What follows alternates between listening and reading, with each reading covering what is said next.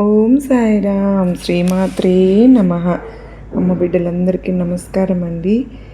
అందరూ ఎలా ఉన్నారు ఫ్రెండ్స్? ఏం చేస్తూ ఉన్నారు? ఈరోజు వీడియోలోకి వెళ్ళే ముందు అమ్మవారి ఆశీస్సులు మీ అందరికీ దొరకాలని మనస్ఫూర్తిగా కోరుకుంటూ ఉన్నానండి. ఇంకా ఈరోజు అమ్మవారు ఏమంటున్నారు అని అంటే కనుక, బిడ్డ నీ సమస్యలన్నీ కూడా తీరడానికి ఆ ఈశ్వరుడు నీకు ఈరోజు చివరి అవకాశాన్ని ఇస్తున్నాడు తల్లి. ఇలాంటి ఒక అవకాశాన్ని మళ్ళీ కూడా నువ్వు కావాలి అనుకున్నా కూడా నీకు దొరకదు.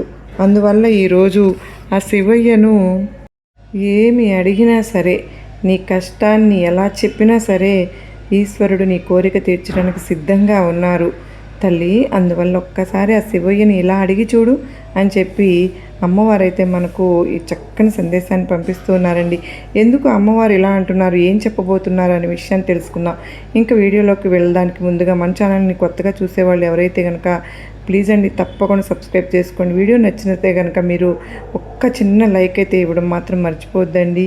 మరి ఈరోజు అమ్మవారు మనకు ఇస్తున్నటువంటి సందేశం తెలుసుకుందామా? మంచి మంచి సందేశాలను పంపిస్తున్నారు అని అంటే కనుక అందుకు ఒక కారణం ఖచ్చితంగా ఉందండి. ఎందువల్ల అంటే మనకు తెలియని విషయాలు ఎన్నో మనకి ముందుగానే అమ్మవారు తెలియజేస్తూ ఉంటారు. ఎందువల్ల అంటే అటువంటి విషయాలన్నీ కూడా మనం తెలిసే అంటే సమస్యల నుంచి బయటపడటానికి, మన కర్మఫలాలన్నీ కూడా తగ్గించుకోవడానికి అమ్మవారు చూపించే మంచి మంచి దారి అండి. ఇవన్నీ కూడా అలా నమ్మకంతో ఎంతోమంది చేస్తూ ఉన్నారు. అటువంటి వాళ్ళందరికీ కూడా అండి ఈరోజు చూడబోయే ఈ వీడియో చివర ఒక అవకాశం అనేది ఉంది. నీకు ఆ శివయ్య ఈరోజు నువ్వు ఏ కోరిక అడిగినా కూడా తీర్చడానికి సిద్ధంగా ఉన్నారమ్మా అని చెప్పి తెలియజేస్తున్నారండి.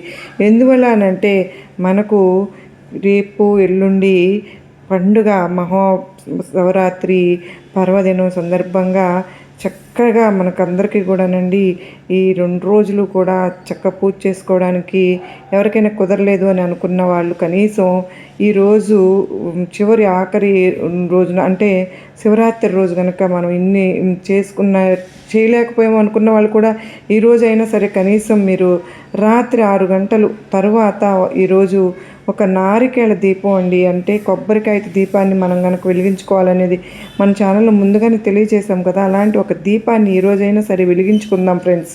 అలా కుదరని వాళ్ళు, అక్క నాకు ఈరోజు కూడా దీపాన్ని వెలిగించడానికి కుదరదు, మాకు మైలు ఉందక్క, మేము ఈ అవకాశాన్ని పోగొట్టుకున్నాము అని అనుకున్న వాళ్ళు ఉంటారు కదండి. నిజంగా ఇప్పుడు నేను చెప్పబోయే ఈ మంత్రాన్ని అయినా సరే అనుకోవడానికైతే ప్రయత్నించండి ఫ్రెండ్స్. ఎందుకంటే మహాశివరాత్రి రోజు మళ్ళీ ఇప్పుడు వెళ్ళిపోయిందంటే మళ్ళీ నెక్స్ట్ ఇయర్ అంటే మళ్ళీ సంవత్సరానికి కానీ రాదు కదండి. చాలా విశేషమైన రోజు, చాలా శక్తివంతమైన రోజు కూడా. అటువంటి రోజు ఎవరైనా సరే మనం చేసుకోలేకపోతున్నాం పూజ అని అనుకున్న వాళ్ళు బాధపడుతూ ఉంటారు కదా. వాళ్ళందరూ కూడా కొబ్బరికాయతో దీపం, ఉసిరికాయ మనం పెడుతూ ఉంటాం కదా.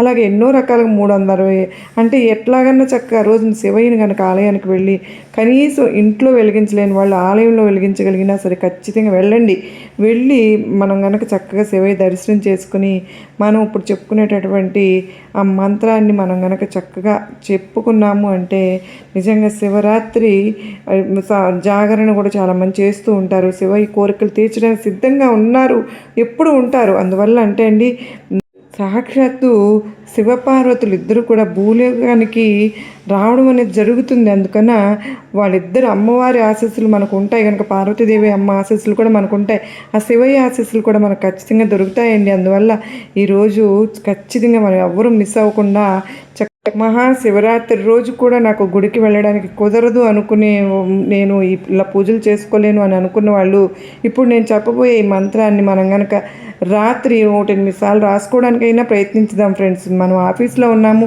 మేము వేరే ఊళ్ళో ఉన్నాము, ఒక పూజలు చేయకూడదు అని అనుకున్న వాళ్ళు మనం మంత్రాలను మనసులో అనుకోవడంలో తప్పు లేదండి. మంత్రాలు మనం ఎవరైనా సరే మనం పట్టించుకున్న కష్టంలో ఉన్నాము, ఈశ్వరా నన్ను కాపాడు తండ్రి అని చెప్పి ఆ శివయ్యని మనం పిలవగలిగితే, మనసారా నమ్మకంతో పిలవగలిగితే, మన కష్టాన్ని చెప్పి కనుక ఆ రోజు ఖచ్చితంగా శివయ్య ఖచ్చితంగా మన కోరికలు తీరుస్తారండి. ఇంకా ఆ మంత్రం ఏంటి అని అంటే కనుక ఓం నమ శివాయ అనే ఈ మంత్రాన్ని నిజంగా 108 సార్లు అనుకోవడం కానీ రాయడం కానీ చేయండి ఫ్రెండ్స్. చాలామంది రిజల్ట్ అనేది కనిపిస్తుందండి. ఈ ఓం నమ శివాయ అనే మంత్రం ఎన్నో రకాల నామాలు మంత్రాలు కలిసి ఉన్నాయండి. ఈ ఒక్క మంత్రాన్ని కనుక మనం పఠిస్తే చాలు, ఆ శివయ్య శివరాత్రి రోజు అని మనం పిలిచినట్లేనండి. అందువల్ల ఎవరైనా సరే పూజలు చేసుకోలేని వాళ్ళు ఉంటే కనుక ఈ మంత్రాన్ని అనుకోవడానికి ప్రయత్నించండి. ఎలాంటి కష్టాలైనా సరే ఈరోజు శివయ్య తీర్చడానికి సిద్ధంగా ఉన్నారు.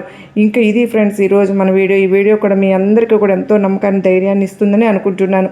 నచ్చింది అనుకున్న వాళ్ళు ప్రతి ఒక్కళ్ళు కూడా చిన్న లైక్ అయితే ఇచ్చి సపోర్ట్ చేయండి ఫ్రెండ్స్.